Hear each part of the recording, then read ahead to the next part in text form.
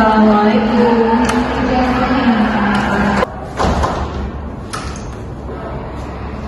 Salam, silakan.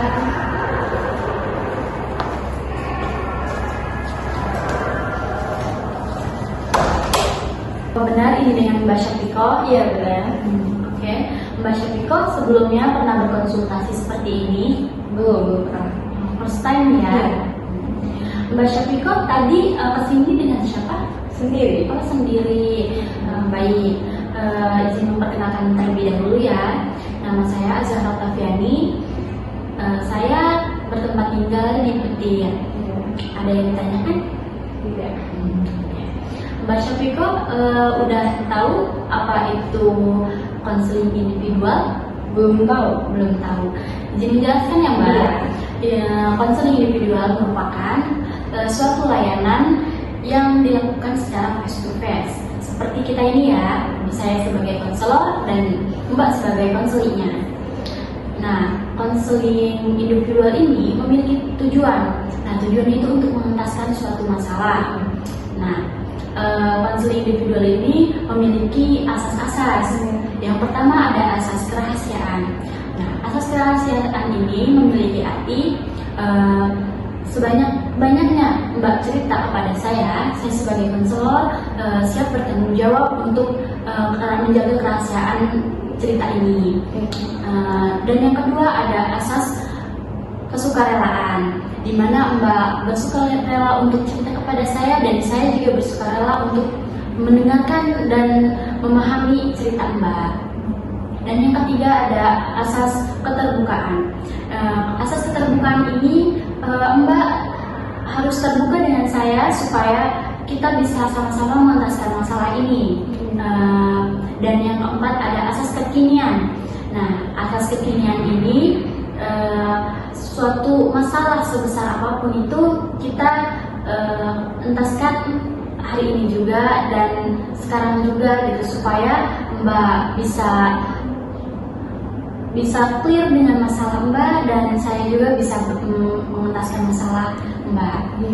Dan yang terakhir ada asas keputusan berada di tangan klien.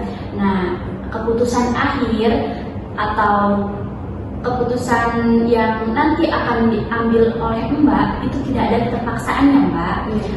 Mbak boleh mendengarkan atau menerima saran dari saya atau perintah dari saya, boleh juga tidak dilakukan karena ini bersifat berada di tangan klien. Jadi keputusan Mbak merupakan keputusan dari saya juga gitu ya. Oke, langsung aja ya. Apa ada yang mau diceritakan? Ada. Oke, sekarang langsung saja ceritakan Mbak. Ya, jadi saya tuh punya sepupu ya, kayak saudaraan tapi kayak jauh. Kayak dia tuh asing dulu tuh sering kayak main bareng kemana-mana diajak gitu. Karena sekarang tuh gak pernah ngajak, malah yang diajak tuh sepupu saya satunya gitu tuh. Mbak apa belum tahu penyebabnya?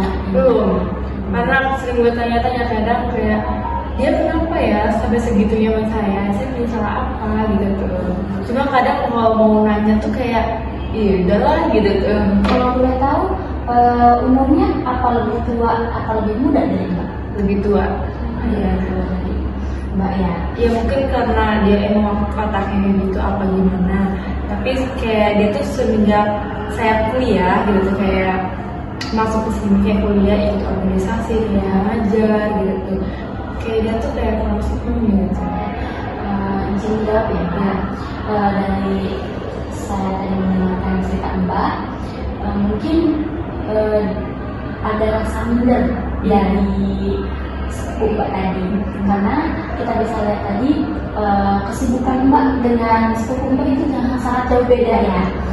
Mungkin merasa minder sehingga merasa mungkin ya ini merasa tidak pantas untuk bersosialisasi gitu. Padahal Mbak sendiri pun tidak tahu apa salahnya gitu ya kan.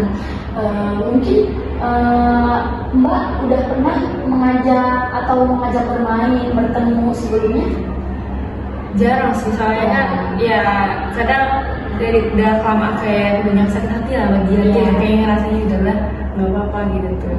Cuma ya dari dulu tuh kayak kalau dia sering ngajak main sama saudara tuh kadang ada sih punya rasa kayak iri gitu tuh, dia diajak saya enggak padahal sama-sama keluarga gitu tuh.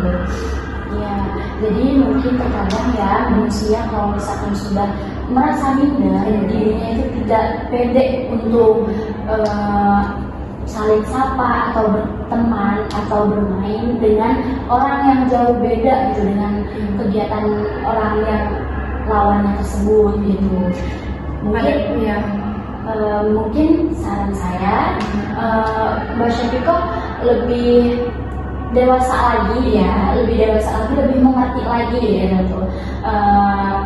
Karena kan kita sudah memasuki Mbak Syafiko sudah memasuki usia remaja ya kan, tidak lagi untuk dipermasalahkan soal itu. Yang terpenting kita tidak punya masalah dengannya. Yang terpenting kita tetap menganggap dia sepupu kita, sebagai saudara kita, mau dia menganggap kita seperti apa, yang terpenting itu tidak terjadi dengan kita gitu. Iya, padahal saya tuh kayak ya kalau dia nyapa gitu tuh ya sama balik aja gitu. Karena sekarang tuh mikirnya udah kalau dia nyapa ya sapa balik, kalau enggak ya udah masing-masing gitu tuh. Karena udah saling dewasa gitu tuh. Iya. Kalau masalah minder apa enggaknya juga kayak ya udahlah gitu tuh. Lagian juga saya juga masih banyak kekurangannya juga gitu. Benar. Iya. Dari namanya manusia ya banyak kekurangan dan banyak kelebihan juga ya, ada kekurangan dan kelebihan. Jadi ya kita saling mengerti aja ya sesama manusia gitu tuh ya. Mengerti keadaan sepupu kita pun seharusnya mengerti keadaan kita seperti apa. Kalau dicuekin gimana nggak enak. Tapi ya kita saling mengalah aja lah gitu ya. Jangan semuanya dijadikan besar-besar. Iya, malah kadang saya ngerasanya ya beneran saya mau orang kayak apa ya, saya tuh orangnya sederhana, maksudnya punya enggak ya, sehingga mikirnya namanya juga dia mau orang gede gitu, jadi ya begitulah. Iya ya, namanya orang manusia tidak perlu dibesar-besarkan ya. Kita juga tidak perlu membuktikan, orang lain juga bisa melihat sendiri seperti apa kita gitu ya. Sudah, Mbak Syafiko apa ada yang ceritakan lagi? Sudah.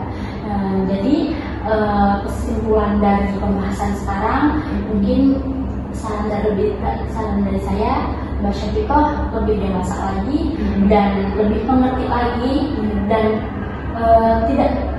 tidak usah memikirkan sampai Mbak Syafiko itu kepikiran dan overthinking gitu tuh. Karena seperti itu hanya merusak pikiran Mbak.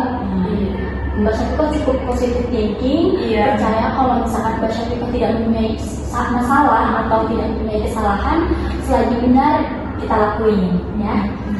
Mungkin cukup itu. Terima kasih Mbak.